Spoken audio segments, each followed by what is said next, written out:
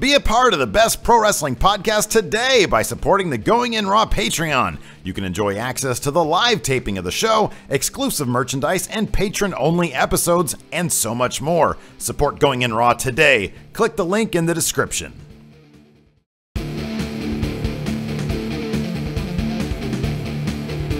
Hey, friendo, Steve here. And Larson. And welcome to Going In Raw.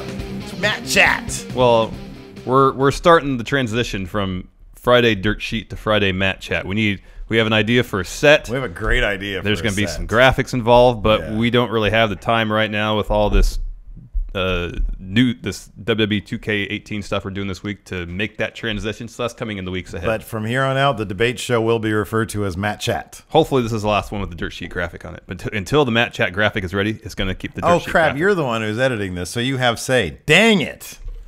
Dang it! There's no new graphics to put on. I used the Cooper font on the last one. You use my little. I did a little stinger for it. My little jazz intro. You need to send it to me. And then the Cooper font. Matt, you need to send did it you to me. watch the Breezango interview? I did. Okay, you lived it. Yeah. All right. Well, anyways, this is of course a show here at our Going In Raw channel where we debate things. We use the patrons, the lovely $20 and up a month patrons, to submit their video debate questions. And Correct. We've got 1, 2, 3, 4, 5 of them today. Can't wait to dig in here. And just a quick disclaimer, we don't always, a lot of the time we usually agree on subjects, but we'll always choose a side and try our best to debate. Yeah, I mean, you can't have a debate show if people agree. Correctamundo, yeah. So also quick programming note, this Sunday, if you got nothing better to do during Hell in a Cell, if you're sitting down and watching it, fire up youtube.com/Steven Larson. And we'll be watching it too, and you can watch it along with us. We will not be showing the screen, which will be airing Hell in a Cell. It's just going to be a shot of us. The frame you will see for the duration of the stream is us sitting on that couch right there. You might see some food. You might see some beer. You might see Steve's dog. That's it. Yeah, pretty much. Sometimes my family hops in, like Alabama or Lacey. But so there's that, and that's good. If you want to know where we are in the live stream of the Hell in a Cell, ask us. Say, can we get a sync check? And then we'll let you know exactly where we are, and you can sync up with us. Exactly. So that should be a lot of fun. We're also at Pro Wrestling Tees, ProWrestlingTees.com/Going In Raw. So here we go. Now we're gonna do this. First question comes to us from Stevie Bradley. Let's see what Stevie Bradley has to say. Hey, Steven Larson, it's your friendo Stevie B with a debate topic for this week. Steve, you mentioned last week in the 205 NXT show in passing that you'd actually like to see a face Bobby Roode at this point. Now, Larson, I know you'd rather see the heel Bobby Roode like we saw in NXT. So, debate. Steve, why is it that a face Bobby Roode is better than a heel Bobby Roode for his character and us as fans? And Larson, why would a continuation of the heel NXT Bobby Roode be better for Bobby Roode and us as fans? Thanks, guys. Too sweet and a hearty handshake. Thank you, Stevie Bradley. Well, we got the chance to interview the glorious Bobby Roode. You can check that video out right now on our channel. And he also graded our creator wrestler, son of Power Lunch. He gave us his brutal, honest opinion. Yes. And we appreciated it. Very much so. Great guy. Yes. However, we're not here to talk about actual Bobby Roode. We're here to talk about the character of Bobby Roode. Right. Now, we were both kind of disappointed when he made his SmackDown Live debut in that he debuted simply as a face. They seem to be relying on the popularity of his song to get him over. Yeah. And I wonder, number one, I mean, that's a question that you can't really, I don't know how much he would want to have spoken on creative directions like that at this point, this early point. So, I mean, that's the thing, when you get these opportunities to interview wrestlers, you have to kind of go into it understanding, what, chances are some things they probably don't want to or are unwilling or can't answer. Yes. So why even go in that direction? Yes, but anyways, let's circle back to debating the topic that Stevie Bradley's brought up. Okay. What's better, heel or face Bobby Roode? Well, you go first. Face. Here's the thing. The NXT crowd is absolutely the kind of crowd. Well, there's actually a couple reasons why face Bobby Roode is going to work better. Number one, any Bobby Roode is going to be glorious Bobby Roode, and I'm not using that just as his gimmick. He's a fantastic wrestler. He looks like $1 million. The NXT crowd, for one thing, that's the type of crowd that can both accept the glorious entrance for as amazing as it is, and then appreciate him as a heel. I'm not sure your general audience showing up there at SmackDown Live can really differentiate between the two. I'm not sure they're going to want to cheer and sing along with the glorious theme song and at the same time accept that he is a heel. You got to have one or the other. My number 2 point, I think, is the bigger point. He was a heel in NXT. However, he didn't really do anything besides kind of being a jerk. And, you know, he was saying he wanted CEOs and suits there in Full Sail and not the riffraff that was there or that is there now. So that's really just looking to bring more money to the product. And I know it's disparaging the Full Sail crowd, but, and he was a jerk to Roderick Strong and his family. However, he never cheated in his matches. He never did heel things to win. He left Ty Dillinger high and dry, but really, I mean, it's Ty Dillinger. Who cares? And they're dealing with sanity. Nobody wants to touch them. They all look dirty. And so it's not as if his run in NXT was all that dependent on him being a heel. I will grant this. I think they might be having him smile a bit too much as the glorious Bobby Roode. That comes off a bit unnatural.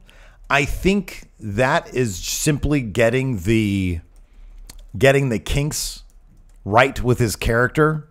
I think that'll probably go away after not too long, especially if he doesn't feel comfortable. Bobby Roode has been around for a very long time, obviously most famously in TNA. So I think he probably has it to say, hey, not sure the whole smiling a lot thing is happening. So, I'm fine being a face, but let's take this in a slightly different direction, aka me not smiling all the time. However, I think the crowd wants to cheer for him. Maybe he could have been an even bigger face had they made him heel in the first place and then eventually got him to the point of being a face. However, I think regardless, we're going to be fine with Bobby Roode. I think he's going to be very successful. And I'm willing to accept a face Bobby Roode because I think Bobby Roode is can handle whatever he's given and make the most of it. I agree that Bobby Roode is wonderfully talented, and give him anything and he will perform to his fullest and do his best. That being said, whether it's being a face or a heel, that being said, I feel like that I have seen prime Bobby Roode, and that was NXT Bobby Roode, and that was heel Bobby Roode. The first promo he delivered, you knew instantly what his character was. There was dimension to it. There was depth. He had goals, and not just short-term goals like capturing a title. He wanted to transform NXT kind of in his own image. We can debate whether he was there long enough to do that, but that's a separate debate topic altogether. Now his motivation is just to prove Dolph wrong. But what's next after that? What's his motivation after that? To win a title? I want more. There was so much depth and interesting stuff going on with Bobby Roode. Yeah, he was never like an out-and-out heel. He was just kind of a jerk, an arrogant jerk. But he performed the role wonderfully, dare I say gloriously. Also, if Kevin Owens gets called up to Maine, there's going to be a massive hole at the top of the card in terms of a heel. I'm sorry, did you say if Kevin Owens moves up to Maine? Oh, sorry, moving to Raw. I like that you think that Raw is main roster. Sorry. If Kevin Owens moves over to Raw, there's gonna be a massive hole at the top of the card in terms of the top of the card heel. Mm-hmm. And that is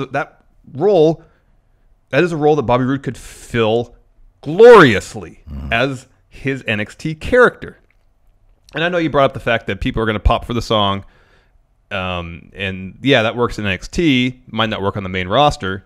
I mean, in my mind, that just adds a layer of complexity to the character where people want to like him because the song's great. He's really good. But at the same time, he's an arrogant jerk who will put down the crowd. I like that. That's complexity. I dig it. Also, several of the more recent main roster callers from NXT haven't really fared that well in terms of how creative has handled them.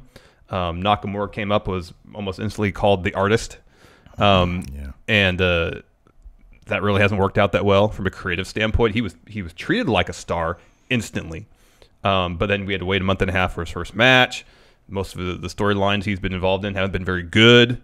Ty Dillinger it's basically been non-existent until late. Other examples, I mean, there's examples like Samoa Joe and Finn Balor where they were handled well. It seems like SmackDown lately, especially. Yeah, I know. If someone from NXT gets called to SmackDown, they just don't know what to do. It's like they don't watch NXT. I know. Or we've mentioned that with Bayley. Yeah, like her character in NXT was really good, fully formed, and they brought her up to main, and it was like whoever was handling her creative had never seen her NXT work. And I feel the same way about Bobby Roode to a certain extent. Like people might know what he did in NXT, but didn't really get into it. Like I keep going back to his first match against Nakamura, he won the title, and what a brilliant storytelling display that was. And I don't see face Bobby Roode. Bobby Roode's immensely talented. He'll work his butt off to do all he can to get whatever he's given over. But the character he has now, I don't see him telling that kind of story, which is riveting and awesome, seeing him counter everything that Nakamura has to offer. I don't see that story happening on the main roster, and that's a bummer to me. I want to see that. I want to see more stuff like that with people against people like AJ Styles, like against like the top faces on SmackDown or even Raw. But I don't feel like we're going to get that. We're going to get my worry is we're going to get what we see now, which is kind of a generic smiling babyface. And I just feel like Bobby Roode is so talented. He can do so much more, and I want to see that. That's basically it. Very good. I like my points better. I think that my thing is this. There's nothing he did in NXT that was so dependent on him being a heel that made his run. For me, it's less heel face. It's more just interesting character versus basically no character. Because in NXT, his character was interesting. It was entertaining, but it wasn't so entertaining that you look past him being a jerk. Yeah. And right now, and granted, it's a small sample size. They're not giving him much to work with, other than Dolph, you're wrong. It's too much of a small sample size. I don't think that we've been given enough time. Look, I absolutely agree. I mean the Ty Dillinger thing where you kind of split on. I think we agree. I think the Ty Dillinger thing, we have different points of view on the same thing, because I just don't think that Ty has much of a ceiling. Well, I mean, I'm not even looking at in terms of what belts he can win. Just the story he had in NXT. Yeah, I know. Can Ty ever break through? Yeah, I know. And now it's like, can he ever get TV time? Yeah. Well, you had the answer. Not every story has a happy ending. Oh, I understand that. But I don't know. I agree. And this is one of those topics that we actually do sort of disagree on, I think, inherently. I just wish that there wasn't so much smiling involved. That's my main thing. And when he turns around and the glorious thing pops on the TV, I'm not huge on that either. And I do. They took a character from NXT that had some complexity and some depth, and they made it kind of one note. Yeah. And that's what bums me out more than anything. It's not necessarily a heel or face thing. It's just his character work in NXT was so good, and we haven't seen any of it. Yeah, I know. On the main roster, and that's what really bothers me. I agree with that. My main problem with it is that they have basically ignored everything in his NXT run except for the glorious thing. Yeah. That's the thing that kind of bums me out. And the fact that he held the title for a while. And it also does bum me out. Like, the more I think about it, I'm like, man, I love in NXT how heels can just straight up win. Mm-hmm. They can just straight up win. They don't need to cheat to win. They don't need to cheat to win. And for some reason, somebody on Vince or whoever it is, Raw and SmackDown, you just don't get heels that straight up win. I know, because I think Vince thinks that if you cheat to win, there's more heat on you. And it kind of protects the baby faces too. But like in the end, how infuriating is it to see a guy win clean that I know. you're supposed to hate? I know. Oh my, that almost gives you more, because at least there's an excuse, if he cheats. But like Jinder Mahal, he's got those little Singh brothers there the entire time, and it just kills any believability. It's horrible. It's like you want to hate a monster, you know, hating a guy who just, you know, he just cheats all the time. It's like, okay, well, I know he doesn't deserve to have the belt, and that cheapens the belt.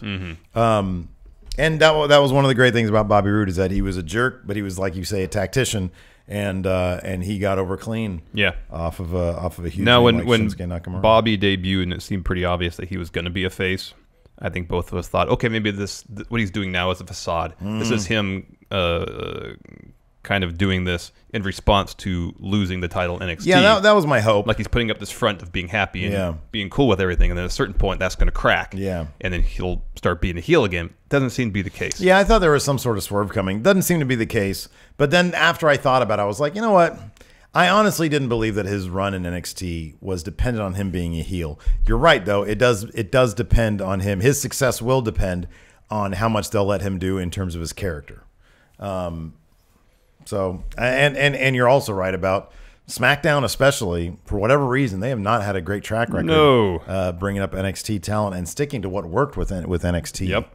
So that is definitely a concern. Yes. Next up, we got a question from Alexander Carenti, who apparently is training to be a wrestler himself. Let's take a look. What's going on, friendos?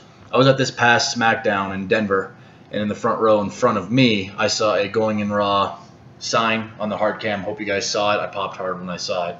I haven't sent in a video question in a while because I've started my own personal journey in the world of professional wrestling. I've signed up at a local promotion to train and see how far it can take me. But I did want to thank you guys. Haven't been able to thank you guys enough for the content you do. It helps me in the gym. It helps me train. It keeps me sane, and it allows me to follow WWE. So again, just thank you guys for everything you do. For my debate question, when I was at SmackDown, I was thinking that the show was really underwhelming me as a go-home. And my debate question for you guys is WWE TV a better live product or better for TV?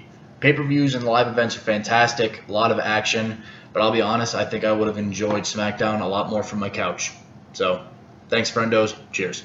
Thank you, Alexander. Thank you, Alexander. You know what? One day, like 2 years from now, I want to book Alexander Carenti versus Adam Mayhem. There you go. Friendo versus Friendo match. For the H title. Chaos on Claude Street 2. For the H title. For the H title, yeah, exactly. But anyways, he has a question. Yeah, and, it's a great question. I'm going to go first this time. Okay.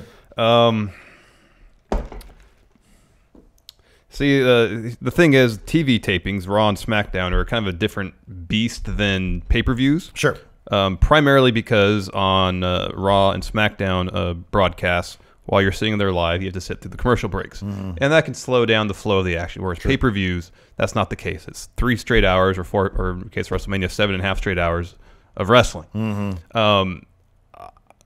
You know me, I like going to live events kind of across the board, would be wrestling, concerts, sports, whatever. Sure. I like the communal experience. I like being out there witnessing potentially history live as it happens and not necessarily viewing it strictly through my TV set. And I think that's the power of going to live WWE shows, is you get that communal experience. You're surrounded by, depending on the event and the capacity of the arena, anywhere between 5 and, in the case of WrestleMania, 70,000 fans. Yeah. And you're enjoying the spectacle together, watching these stories unfold before your eyes, not through a camera lens, and you get to experience it all together. You get a pop together, boo together, sing along to theme songs together. And then the rare occasions, like we were at WrestleMania 31, Seth Rollins came down, cash in Money in the Bank briefcase. I would have thought that was pretty cool if I watched on TV. I absolutely lost my mind there live because I knew right there, in the excitement of it all even, I was witnessing history. And that's a sensation, a feeling you can't replicate watching it strictly through television. You have to be there. That is the power of live events. You know, granted, unless you're that guy that sits front row every show, WWE events, you can't go to every live event, so you can't do that. Not every live event is created equal. History is not going to be made at every live event. But that being said, there's always a possibility. AJ Styles won the U.S. title at a house show. Doesn't happen often, but when they do that, it puts the thought in your mind, I can go to this house show in Sacramento and something incredible might happen. Probably won't, but it could. That's the power of live events, communal experience, witnessing history, and that's why I say overall, Granted, the hot dogs are overpriced, and you have to probably pay $20 for parking. Ultimately, though, it's a better experience than TV. You said one thing that I totally agree with, and that not every live event is created equal. And that's why I'm going to argue on the part of just watching on TV, because you're absolutely right. WrestleMania 31, being there in that seat that we were at, being able to have not a bird's eye view, but a bird who's pretty close to the view, watching that massive giant screen all of a sudden kick in with Seth Rollins' music, watching him run down. I still get chills down the back of my spine. Down my spine when whatever it is, I get chills. Reminisce when I think about it. However, I contrast that with my WrestleMania experience this year, which famously is encapsulated by me turning you saying, I'm miserable right now. No, you say, I am so miserable right now. Exactly. It wasn't just misery. You never know what you're going to get with a live show. You never know if you're going to get some drunken yokels in front of you standing up and saying, what? Every 2 seconds or whatever those guys were doing at that one pay-per-view went to. That was kind of annoying. You never know if you're going to get somebody behind you, next to you. You never know if they're going to be scrunching you together and blasting strobe lights in your face. Or you never know if you're going to get a transcendent PWG-like experience, which both times I've gone have been two of the best live wrestling experiences I've ever had in my life. Same can be said with every other thing that we went to during WrestleMania week, except for WrestleMania itself, which is 7 hours long. And we sat there in those god-awful chairs. Well, WrestleMania is an outlier. Yeah. It only happens once a year. That's true. That's absolutely true. But if you want to ensure that every time you have the same amazing, comfortable experience. Well, I don't want to say amazing. It's a uniform experience. I didn't talk during your rant. Sorry. You don't talk during mine. I just chimed in a little bit. Get a nice couch or a lazy boy, a big old bowl of popcorn, some cheap hot dogs. I don't like popcorn. Well, yeah, I don't like you. And I should get like a 60-inch before Hell in a Cell. Get that big old right get there. One of the curved screens. Yeah, that'd be rad.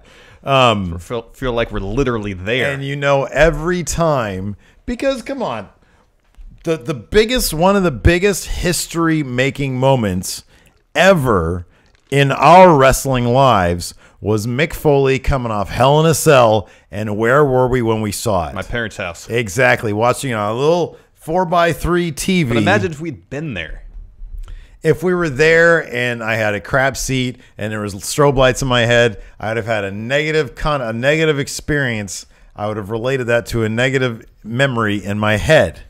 However, being at the Larson's home, watching it on that 4x3 TV, watching Vince McMahon show up or Shane McMahon show up on Nitro, and Vince McMahon gloating that he bought it, watching it there on the TV with my two best friends was just as transcendent a moment as being there when Seth Rollins cashed in Money in a Bank. I know for a fact that's not in true. The bank. I know for a fact that's not true. Here's another thing you only get at live events. When the broadcast ends, generally speaking, you'll get something else, another match, another segment, something interesting. This is crumbles. Those are crumbs. No, it's not, because I don't know if I've ever seen you laugh harder than when Bray Wyatt left from under the ring and sprinted up the ramp. That was pretty funny. That happened after the cameras went off. That was pretty damn funny. You don't get that stuff on That's TV. True. Wrestlers breaking character. You only get that at live events. You know when that's best, though? At house shows. Yeah, that's at house shows. Yeah, that's when it's best. So there you go. There's our thoughts on TV versus live. But yeah, house shows are great. They are. We have another question here from Adam Mayhem. Let's see what. Oh, we got both wrestlers back to back. Wow, Adam Mayhem. Remember, go to Chaos on Claude Street. Saturday. If you're in the Sacramento area. Yeah, that's right. It's on Watt Avenue. Go to Adam Mayhem's Twitter feed. He's all over. He has the information. Let's see what Adam has to say. Buenas tardes, Friendo University. Bienvenidos to another edition of Chit Chat with the Champ. Now, Stephen Larson, I got a little bit of knowledge to give you. You guys were like trying to figure this one out. So, tope is when you jump, whether it be from the top rope or through the ropes or wherever, but you land and you hit the person with your head. Plancha is when you hit with your body. And then obviously a flip is when you hit with your back. and then the corkscrew is when you do that thing. So, with that being said, in your opinion, so debate this, who are the best suicide divers in WWE? Now, Larson, for you, you're going to debate that Finn Balor is the greatest diver. And for you, Steve, Tozawa. Let's go with Tozawa. So, Larson, Finn Balor is the best suicide diver. And for Steve, is going to be Tozawa. Thanks, Adam. Thank you, Adam Mayhem. All right.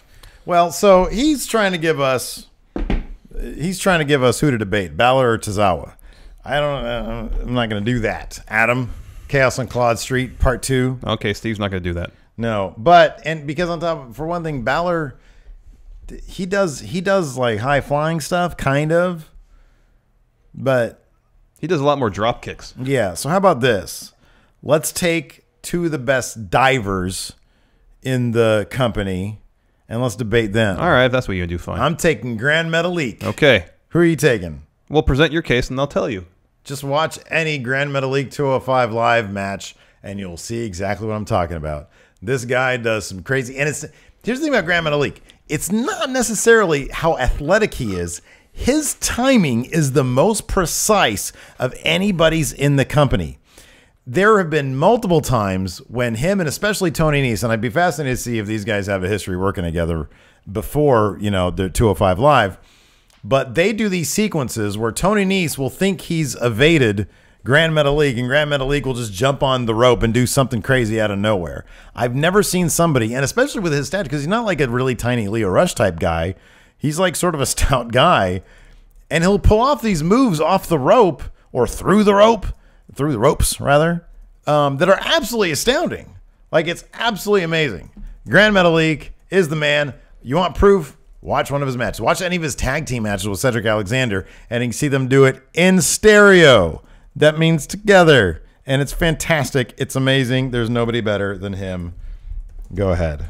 Yeah, Grand Metalik is great. Yeah. He's really good. No, he is. I don't think he's the best diver. I think that honor goes to Mustafa Ali, who is, I think, far and away the smoothest cruiserweight on 205 Live. Okay. Everything he does, it looks great. You don't see him botch. He is smooth. He is precise. Yeah. And when they had Drew Gulak advocating for less high flying on 205 Live, who did he feud against? Grand Metalik. Mustafa Ali. That's because true. He is the preeminent diver. Wow, diver. High flying artist on 205 Live. I'll never forget that shot of Drew Gulak on the outside of the ring, talking, and then out of nowhere, Mustafa Ali jumps over the top rope and like hits his butt right on Drew Gulak's head. It's great. The shot was framed so that it really did look like Mustafa Ali literally fell from the sky. I know. That was, and they did that like a couple times, like in subsequent weeks. Yes, and just this past week on 205 Live, Drew Gulak proposed a no flipping ordinance on 205 Live, and he faced off against Mustafa Ali again, and Mustafa Ali was busting out all sorts of awesome high-flying, diving type maneuvers to really stick it to Drew Gulak. Also, if you follow Mustafa Ali on Twitter, he's constantly practicing and sharpening his craft. He's trying out new things. Well, hold on a second. What? I mean, I'm sure everybody, you don't just have to, just because he posts videos of him doing it. I'm not saying no one else. That other people I'm not doing it. I wasn't trying to imply. I'm sure Grand Metalik is sharpening his craft too. I'm not trying to imply that other people don't do that. I'm just saying Mustafa Ali, as evidenced by his Twitter feed, does. He's constantly improving, constantly finding new ways to dive and flip. Yeah. And it's great. Mustafa Ali is one of my favorite competitors on 205 Live. He's great. Best diver. Yeah. Bar none on 205 Live. Barring Grand Metalik. No. Do you know what Grand Metalik means in Spanish? Do you? It means big butter, because he's smooth like butter. Like he flies through the air like a stick of butter. Oh, can you pass me the Metalik, please? I want to put some on my toast and croissant. Of the two competitors Adam Mayhem suggested, if we're strictly talking suicide dives, Tozawa has the best pure suicide dive. because he like does a flying headbutt at people. Oh yeah, yeah. Because he puts like his arms down to the side. Yeah, and right? he leads with his head. Yeah, yeah. Seth Rollins has a pretty good suicide dive too. You know, he used to. He doesn't anymore because he's protecting. And I'm glad that he is. Yeah, he's protecting that knee way too much on a suicide dive. I kind of wish he wouldn't do it because these days he just goes out and he just holds on to the guy and then he just like lands. There's a suicide dive. You're supposed to like really far put yourself less recklessness in how he does it now. And a suicide dive, man, you got to give it your all. Whereas, just like bumble out there. Tozawa, Sasha Banks has a good one too. Yeah, she does. Yeah. Mustafa Ali's best diver though. Agree to see again. This is the thing we agree to disagree on. Next from Vincent. Big Butter. Next from Vincent Palmieri. Be a 2K18 character. Maybe that'll be my creative character. There you go. In my career, not Company Man. All right. What's the other guy? Company Man versus fan favorite. Yeah. Fan favorite. Next from Vincent Palmieri. Let's see what Vincent has to say. So the video question debate topic for this week is going to be, I want you guys to debate which is a superior product all around. WCW in 2000 or TNA Impact in 2010 to 2012, or up until like 2015 if you want a wider margin, because we just watched New Blood Rising again for my birthday as part of like a Mystery Science Theater making fun of old wrestling, and it was awful. So I want you guys to debate which is better between two very bad brands of wrestling, basically. I hope you guys have fun with that. Thanks, and goodbye. Thank you, Vincent. Thank you, Vincent. Ooh, this is a tough one to debate. Yeah. I tried to prepare as best I could for this, but I'm going to advocate for 2000 WCW. And we're looking at what's worse, right? No, better. What's better? Better. Better isn't worse? No, better as in better. What's the better product? You think it's WCW 2000?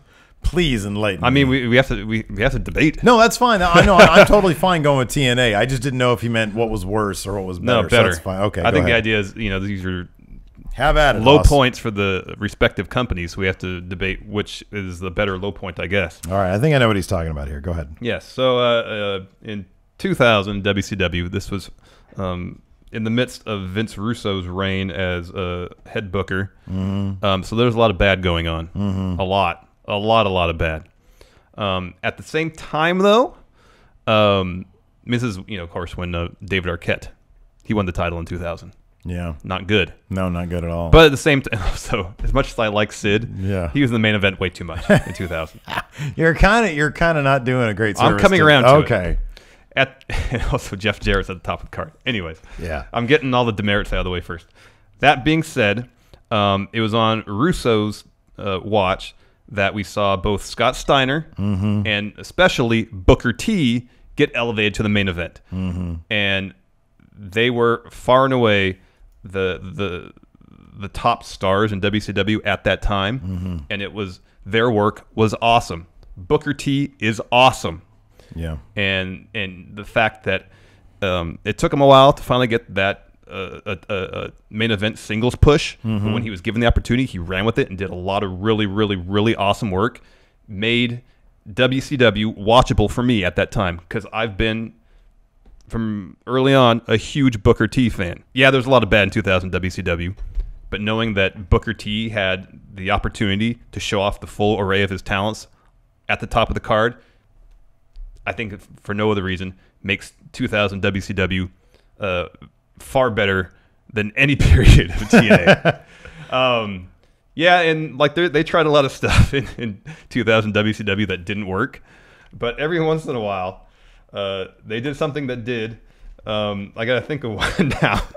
I know, because I'm still of the mindset that, oh man, there's so much great stuff to run down here. But I'm like, wait, I have to say why it would be a far easier argument to make is what period was worse. Yeah, I know. Because even like TNA from 2010 to 2012. You had Styles, you had Samoa Joe, you had Bobby Roode, you had all this great talent. Okay, well, here's the thing. You know what happened? You know what happened in 2010, January 4th, 2010? That's when Hulk Hogan came to TNA. Yeah, but you know also what happened? They tried to go head-to-head with Monday Night Raw. Ooh. Yeah. Was that long ago? Yeah, he Wow. debuted. I remember that. His debut was, hey, we've got Hogan, so we're going to try to compete. Yeah, I remember that. I remember that. Yeah, it didn't last very long. And in fact, if I recall correctly, they didn't even say, hey, we're going to weekly go live. It was like... It was literally we're putting our toe in the water, right? Yeah, yeah. It's like, we're live this week, and then in like 3 more weeks, we'll be live again on Mondays. Yeah, it was bad. Okay, so here's the thing. Before... I want to add one thing. Also, in 2000 WCW, they did all this kind of shoot-style stuff. Yeah. Which, by and large, it was an absolute disaster. But gosh darn it, it was an entertaining disaster. It was pretty entertaining. And on top of that... As bad as WCW was then...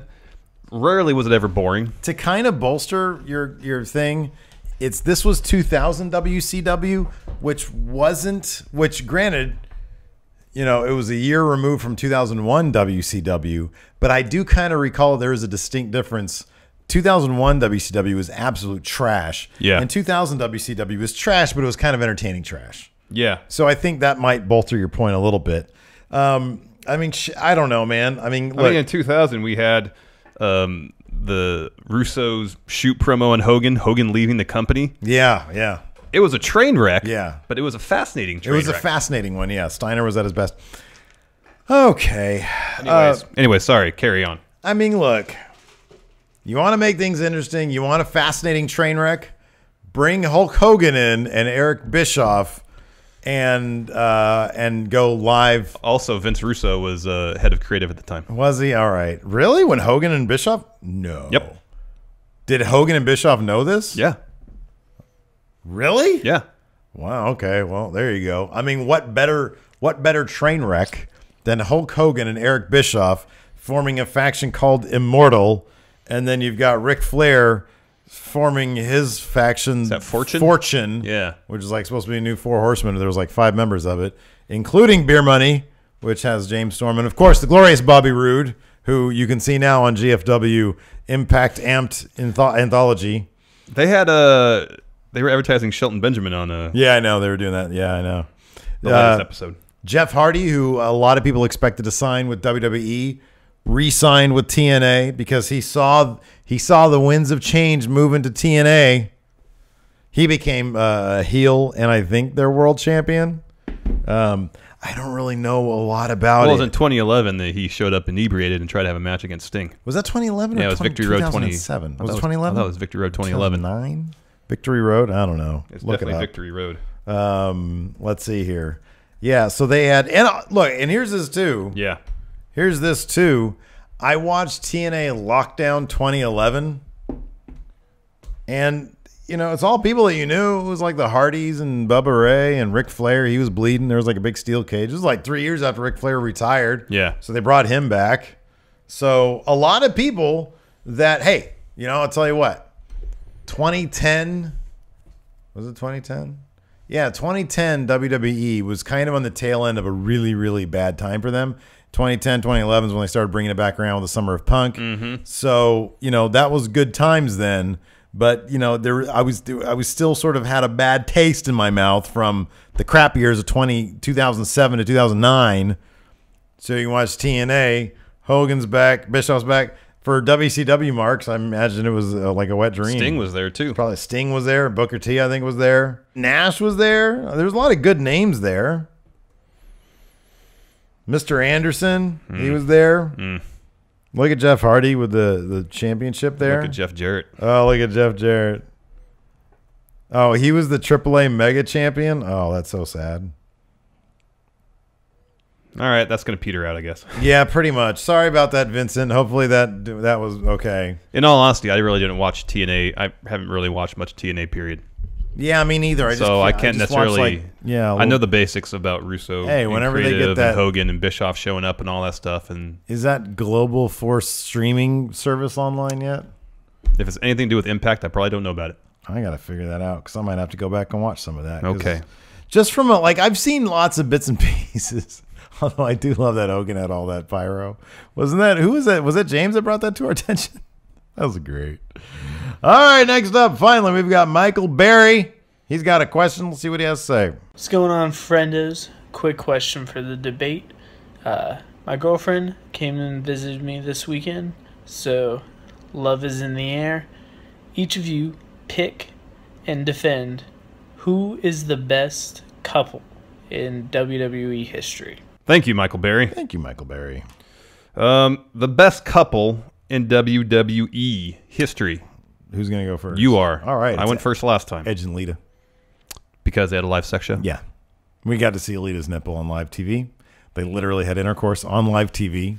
And don't forget the following week, they were going to do it again. Yeah, they were going to do it again. He was going to have Lita, quote, finish him off. Their romance was born of real controversy. She had been having live sex shows with Matt Hardy prior to that. In the privacy of their own home. In the privacy of their own home. And then Edge and her were on the road together. And so they started having live sex shows in their privacy of their own hotel rooms. And then they took it to live stage. They had they were like you wanted to hate them so much because they had sex behind Matt Hardy's back. Oh man. Anybody who's been jilted or cheated on understood totally. And most wrestling fans are like virgins, so they wouldn't know what that's all about, but they could only imagine. I'm totally joking. Totally joking, everybody. I know y'all are sex machines. Anyways, yeah, it's Edge and Lita. Then they had live sex. Got to see nipple. That's the whole basis of the argument. It is! Sex show. Give me a break. Who else has had live sex on TV? Well, in wrestling? In wrestling. Oh, I don't know. Probably nobody. Nobody. You can't beat that. That's the best couple. What is the ultimate goal of a romantic couple? To have sex. Okay. When you first meet, it's like, and then they have sex, and then it's all downhill from there. Okay. Marriage, kids. No, man, it's all about the booty. I'm just trying to see how many ridiculous things I could say to make you laugh. Go ahead. What are you going to say? Triple H and Stephanie McMahon Helmsley. Yeah, they're probably the best. On screen, fantastic together. Sure. Off screen, the ultimate wrestling power couple. Power. They're going to be running WWE for the next 30, 40, 50 years. Very long time, yeah. Once Vince calls it quits. Mm-hmm. So on screen and especially off, I don't think you can create any sort of argument that there's a greater pro wrestling couple than Triple H and Stephanie McMahon. Let me ask you a question. What? Have they ever had live sex on TV? Not that I'm aware of. Well, Triple H has, but just not with Stephanie. Oh, yeah, that was gross. He had a whiff of dead body. Ugh. You. I literally just screwed your braids out. You. So gross. It was nasty. I mean, Stephanie has been very risque back in the Attitude Era. Remember when she got her breast implants and they, cracked wise about that. And I liked how they would slowly sort of drop the curtain on their actual marriage. That was fun. And yeah, they are wrestling's greatest power couple. Yeah, and granted, the Authority storyline went on way too long, but when it first started, oh, okay, they were great together. Yeah, but that's the thing. How do you remember that stretch of like 9 years when it was like another 20-minute Authority promo to open the show? Yeah, remember that all shows that? The amount of stroke they have. They can do that. Oh, that's not a good thing. And no one bats an eye. No, that's not a good thing. Now, if on the other hand, if it was 9 years of Edge and Lita live sex shows, well, you would just get so used to it, it'd be so commonplace, it wouldn't be a deal. No, that'd be great, man. Some porn videos I go back to a lot. Every week for 9 years? Yeah, doubt it. Absolutely. Doubt it. Oh man, who wouldn't want to see that, dude? It's great. Anyways, I win that one. Edge and Lita, live sex. Let's do some power rankings. We have Hell in a Cell coming up on Sunday. So let's power rank the most powerful, most powerful Hell in a Cell wrestlers ever. It's not hooked up. It's not hooked up. I like that we both looked though. To see if it's not even. Yeah. Okay, so the most powerful Hell in a Cell wrestlers. Undertaker. He beat Foley. He beat Triple H. He beat Shane McMahon. He's won other Hell in a Cell matches. He's been in the most Hell in a Cell matches is Undertaker. He beat Shawn Michaels. He was in the first. No, he didn't. Shawn Michaels beat him. Sorry. He was in the first Hell in a Cell. Yeah, Undertaker is most powerful Hell in a Cell wrestler. The only reason Shawn Michaels beat him is because of Kane. Correct. Undertaker. Yeah, Undertaker. Is number 5 going to be Mankind? Yeah, I don't think he ever won a Hell in a Cell. Never really won one. But, man, did he take some bumps. He really did. Number 2, Triple H. Yeah, probably Triple H. I think he beat Mick Foley in Hell in a Cell. Yeah, he did. He beat Chris Jericho, I think, Hell in a Cell? Yeah, he did. You think he did that? Triple H. Number 2, most powerful Hell in a Cell wrestler. Number 3. Would it be maybe Randy Orton? Has he been in Hell in a Cell a lot and won it? Probably. I don't know. Hold on a second. We never prepare for these power ranking lists, so. No, why would we do that? Because it's more fun to do it impromptu. All right, I have a list of every Hell in a Cell match. Randy Orton has been in a lot. And he's been in 6 and has won 3. Undertaker's been in 14 Hell in a Cell matches. And he's won 8 of them. Triple H has been in 9 and won 6. Man.